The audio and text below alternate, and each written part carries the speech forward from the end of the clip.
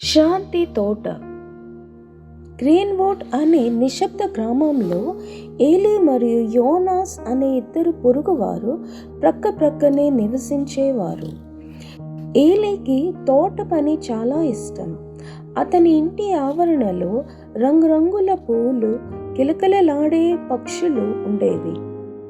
కానీ యోనాస్ ఒక కార్పెంటర్. అతని సుత్తి మరియు రంపం యొక్క శబ్దం తరచూ వినిపిస్తూ ఉండేది. ఒక ఉదయం ఏలీ లేచేసరికి తన తోటంతా చెక్క దుమ్ము గాలిలో ఎగిరి చేరడం చూశాడు. అతని గులాబీలు దుమ్ముతో మసకగా మారాయి. కోపంతో అతను యోనాస్ పనిముట్లు చోటకు వెళ్ళి అరిచాడు, "నీ చెత్తను నీ వైపే ఉంచుకోలేవా? మళ్ళీ నా తోటను పాడు చేశావు" అని అతను అరిశాడు. యోనాస్ ఆశ్చర్యపోయి మొహం చిట్లించి, "ఇది గాలి వల్ల జరిగింది ఏలీ. నేను కావాలని చేశానని అనుకుంటున్నావా?" అని అన్నాడు. ఇద్దరు చాలాసేపు వాదించుకున్నారు. చివరికి ఇద్దరూ తిరిగి తమ తమ ఇళ్లకు వెళ్ళి తలుపులు బలంగా మూసేశారు. రోజులు గడిచాయి, కానీ ఏలీకి నిద్ర పట్టలేదు. ప్రతి రాత్రి చర్చిలో విన్న మాటలు అతని హృదయంలో మోగాయి. "మీ వల్ల ఎంతవరకు సాధ్యమో అందరితో శాంతిగా నివసించుడి."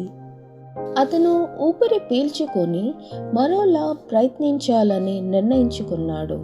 మరుసటి ఉదయం ఒక రొట్టెను తయారు చేసి గుడ్డలో చుట్టి యోనాస్ తలుపు వద్దకు వెళ్ళి తలుపు తట్టాడు. యోనాస్ తలుపు తెరిచాడు. యోనాస్కు రొట్టెని ఇస్తూ ఏలీ ఇలా అన్నాడు, "నేను అరిచినందుకు క్షమించు. దానికి కారణం గాలే, నువ్వు కాదు. సంపూర్ణ తోట కంటే మన మధ్య శాంతే నాకు ముఖ్యం" అని ఏలీ అన్నాడు. యోనాస్ కళ్ళు చెమ్మగిల్లాయి. అతడు ఇలా అన్నాడు, "నన్ను కూడా క్షమించుము. నేను మరింత జాగ్రత్తగా ఉండాల్సింది. దీన్ని సరిచేద్దాం. దుమ్ము లోపలికి రాకుండా నీకు చెక్క కంచె కడతాను" అని యోనాస్ అన్నాడు. ఆ రోజు నుంచి ఆ తోట మరింత అందంగా వికసించింది. సుత్తి శబ్దం స్నేహ గీతంలా మారింది. పాఠం: శాంతిగా జీవించటం అంటే అందరూ పరిపూర్ణంగా ప్రవర్తిస్తారని కాదు, కానీ మీరు ముందుగా దయను ఎంచుకుంటారు అని. అర్థం చేసుకునే దిశగా మీరు మొదటి అడుగు వేసినప్పుడు శాంతి మొదలవుతుంది.